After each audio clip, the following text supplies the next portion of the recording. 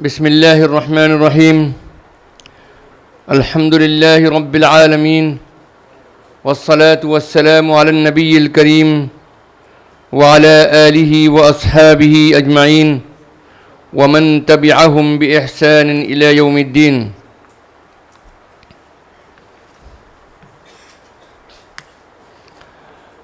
صدر محترم حضرت مولانا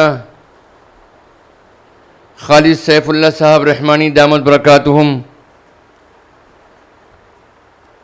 فقیہ العصر ہند اور ہم سب کے اور آپ کے سرپرست حضرت مولانا خلیل الرحمن سجاد نعمانی صاحب دامت برکاتہم، ہمارے اور آپ کے لیے اور پوری امت اسلامیہ کے لیے قابل فخر شخصیت، اور اسی کے ساتھ ساتھ ہمارے نوجوان سیکریٹری بورڈ حضرت مولانا عمرین محفوظ رحمانی صاحب دامت برکاتہم، جن کے کلمات نے ہمارے اندر دین کی حمیت اور اسی کے ساتھ ساتھ رسول پاک صلی اللہ تعالی علیہ وسلم سے سچی اور پکی محبت کرنے کا حوصلہ پیدا کیا، اور تمام اکابرین اور تمام ملی تنظیموں کے ذمہ داران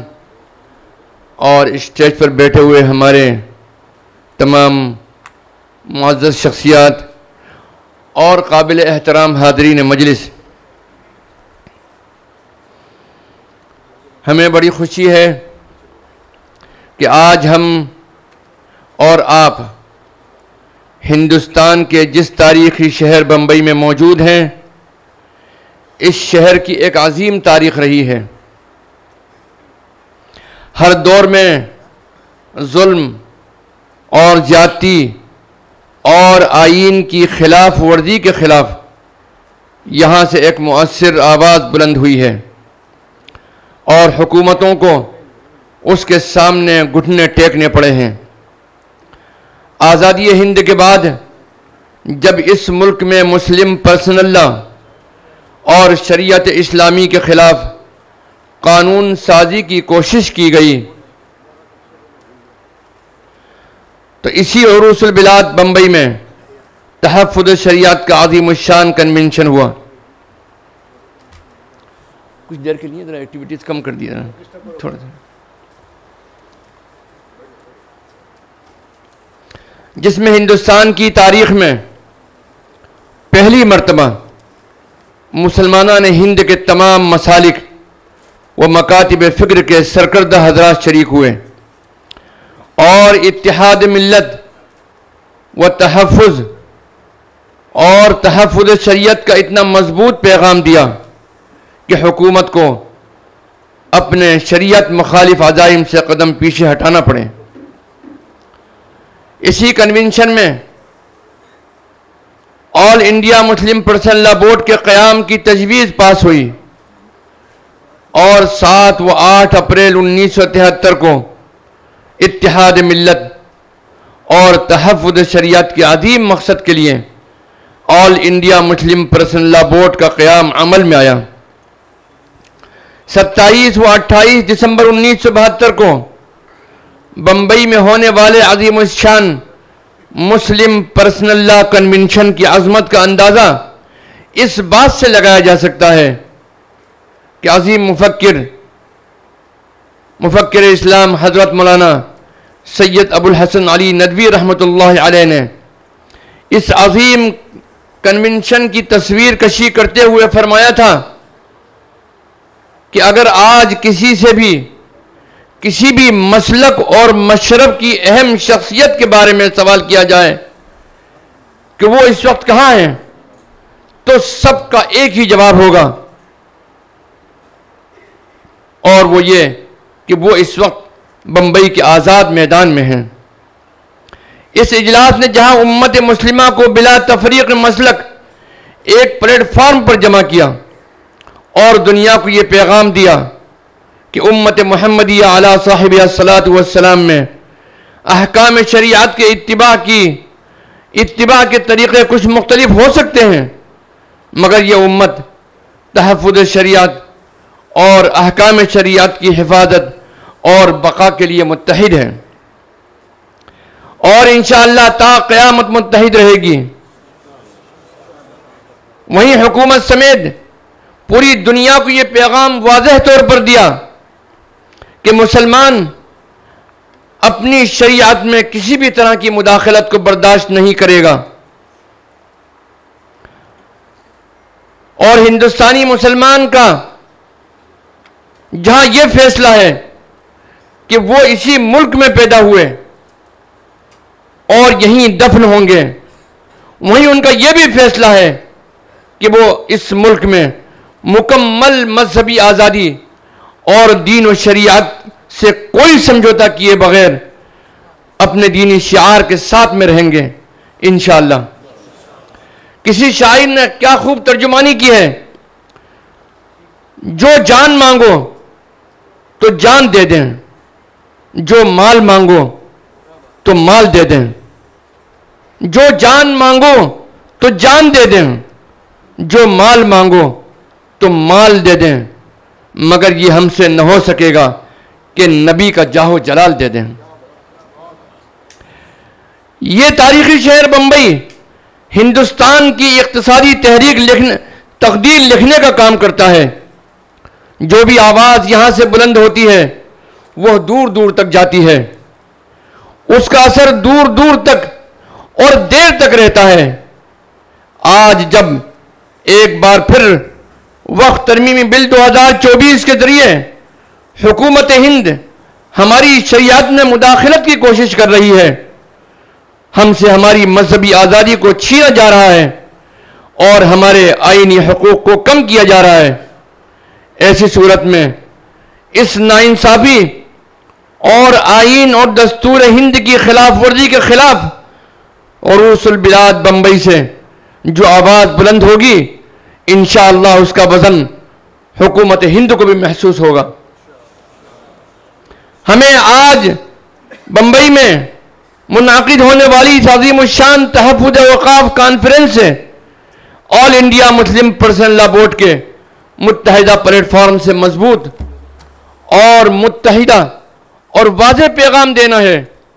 کہ وقف کو ختم کرنے اور اسے کمزور کرنے کی کوشش مذہبی آزادی میں دخل اندازی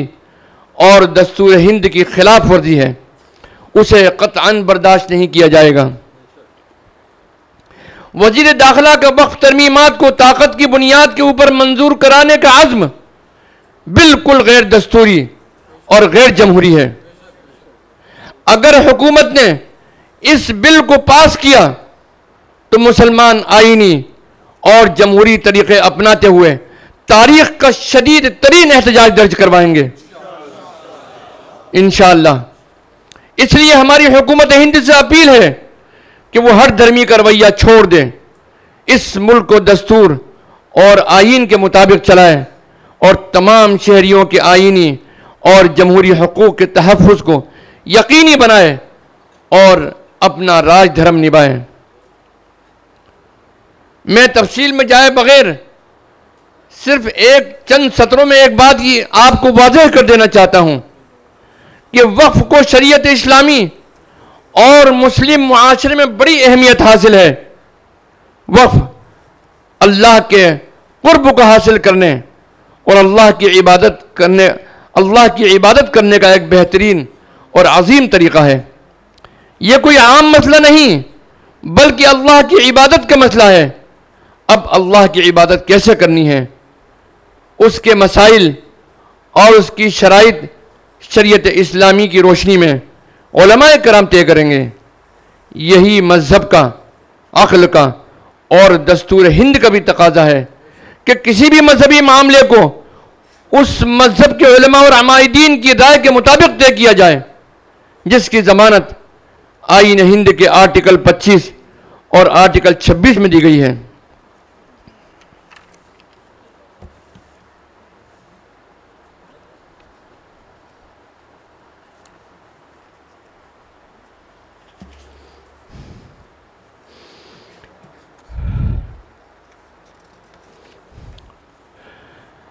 حضرات، ایک بات میں واضح کر دینا چاہتا ہوں کہ اوقاف کے سلسلے میں جو 42 ترمیمات پیش کی گئی ہیں، ان میں سے ایک ایک ترمیم بھی ہمیں قابل قبول نہیں ہے، اور ہر ترمیم وقف کے قانون کو کمزور کرنے کے لیے لائی گئی ہے۔ میں تو یہ کہتا ہوں کہ 10 سال تک انہوں نے ریسرچ کی ہے اور آخر میں انہوں نے اس بل کو پیش کیا ہے۔ اوقاف کے ہڑپنے اور وقف بورڈ میں بدعنوانی کے معاملات کی ذمہ دار بھی خود حکومت ہے۔ مرکزی وقف کونسل کے سی او کی سیٹ ایک عرصے سے خالی ہے۔ مختلف وقف بورڈوں میں ممبران کا انتخاب نہیں ہو سکا۔ متعدد وقف بورڈوں میں سروے آفیسر کی تقرری کو زیر التوا رکھا گیا ہے۔ اسی طرح وقف ٹریبیونل میں جج مقرر کرنے کو ٹال دیا جاتا ہے، جس کی وجہ سے وقف املاک کے معاملات میں فیصلہ نہیں ہو پاتا۔ یہ سب ذمہ داری حکومت کی ہے، اور حکومت ہم پر ڈالنا چاہتی ہے کہ معاملات طے نہیں ہو پاتے ہیں۔ ان کوتاہیوں کی ذمہ داری حکومت کی ہے، حکومت کی نہیں تو کس کی ہے؟ اپنی جواب دہی سے بچنے اور اوقاف کو آسانی سے ہڑپنے کے لیے یہ بل لایا جا رہا ہے، اور مکاری کے ساتھ دعویٰ کیا جا رہا ہے کہ ہم اوقاف کے معاملے میں مخلص ہیں۔ اگر مان بھی لیں کہ وقف بورڈ بدعنوانی کا شکار ہیں، تو کیا اس کا حل یہی ہے کہ وقف بورڈ کو کمزور کر دیا جائے اور اس کو کمزور کر کے ہڑپنے کی راہ ہموار کر دی جائے؟ اوقاف حکومت کی جائیداد نہیں ہے، یہ مسلمانوں کی وہ ملکیت کی جائیداد ہیں جنہوں نے اللہ کے نام پر وقف کیا ہے، اور اپنی ذاتی ملکیت کو اللہ کے نام کر کے اللہ کی ملکیت میں دے دیا ہے۔ اگر اس میں کوئی بدعنوانی ہوگی تو اس کو دور کرنے کا حق بھی مسلمانوں کو ہی ہے۔ تو میرے عزیزوں اور دوستوں، وقف بھی اسی طریقے سے ایک پرائیویٹ طرح کی جائیداد ہیں جس کو کہ اللہ کے نام پر وقف کر دی گئیں، اور لہذا ان کو مسلمانوں تک ہی رکھا جائے، ان کو فیصلہ کرنا دیا جائے۔ اس کے انتظام میں غیر مسلموں کو داخل کرنا اور کلکٹر کو اختیار دینا، اور وقف صحیح ہونے کے لیے غیر شرعی شرائط کو عائد کرنا مسلمانوں کی مذہبی و دستوری آزادی و حقوق پر شب خون مارنے جیسا ہے۔ مسلمان اسے کسی بھی قیمت پر برداشت نہیں کریں گے۔ یہ ہماری مساجد، مدارس، خانقاہوں، قبرستان اور مختلف رفاہی کاموں کے لیے وقف کی گئی جائیداد کا مسئلہ ہے، جو خالصتاً اللہ کی ملکیت ہے۔ اس میں کسی انسان کو تصرف کرنے کا کوئی اختیار نہیں۔ اسی طرح ایک پروپیگنڈا یہ بھی کیا جاتا ہے کہ اس ملک میں ریلوے اور فوج کے بعد سب سے زیادہ زمین وقف بورڈ کے پاس ہے۔ اولاً یہ جھوٹ ہے۔ تمام مندروں کی جائیداد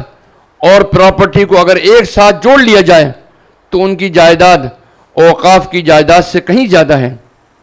صرف آندھرا پردیش اور تلنگانہ اور غالباً تامل ناڈو، ان 2 اسٹیٹ کی جائیداد تقریباً 9 لاکھ ایکڑ سے اوپر ہے۔ تو سبھی 2 اسٹیٹ کی جائیداد جب اتنی زیادہ ہے تو آپ تصور کیجئے کہ پورے ہندوستان کی جائیداد کتنی ہوگی۔ دوسرے یہ کہ وقف بورڈ نے کوئی عوامی اور سرکاری ملازمین کو وقف نہیں بنایا ہے، سرکاری زمین کو وقف نہیں بنایا ہے، بلکہ ہمارے آباء و اجداد نے یہ زمین اللہ کے راستے میں دان کی ہے اور خالص اپنی ذاتی زمین وقف کی ہے۔ وہ کم ہو یا زیادہ، یہ مسلم قوم کی پرائیویٹ جائیداد ہے، اس کا مالک صرف اللہ ہے۔ مسلمانوں کو صرف اس کی آمدنی سے نفع اٹھانے کی اجازت ہے۔ حضرات محترم، حکومت ہند نے 8 اگست 2024 کو پارلیمنٹ میں جو وقف ترمیمی بل پیش کیا، جو ابھی جے پی سی کے سامنے زیر غور ہے، یہ کوئی عام قانون نہیں بلکہ یہ شریعت اسلامی میں کھلی مداخلت ہے۔ وقف ہمارا خالص مذہبی معاملہ ہے، اس میں صرف اور صرف مسلمان ہی کی رائے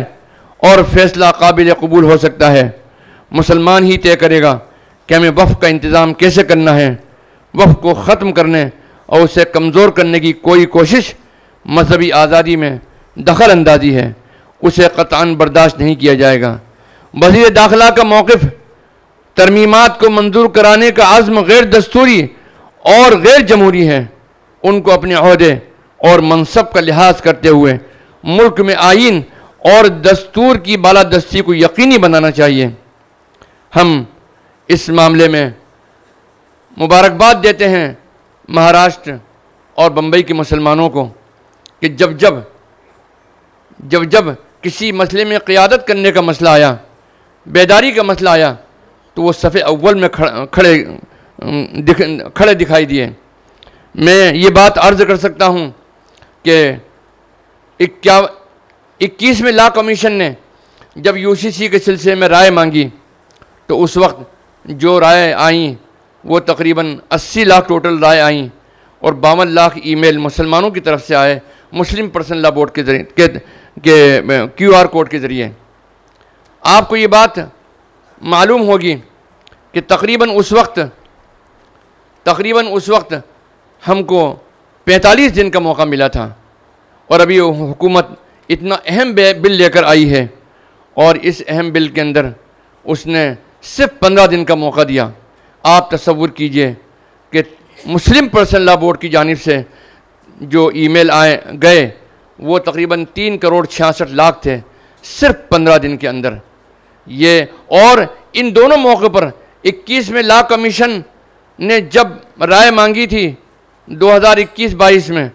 اس وقت بھی اور آج بھی جو رائے مانگے گئی ہے ان میں پورے ہندوستان کے اندر سر فہرست مہاراشٹر رہا ہے۔ تو مہاراشٹر کو اس آواز کی بلندی کے لیے صف اول پر کھڑے ہونے کے لیے میں بہت مبارکباد دیتا ہوں، اور آئندہ بھی یہ امید کرتا ہوں انشاءاللہ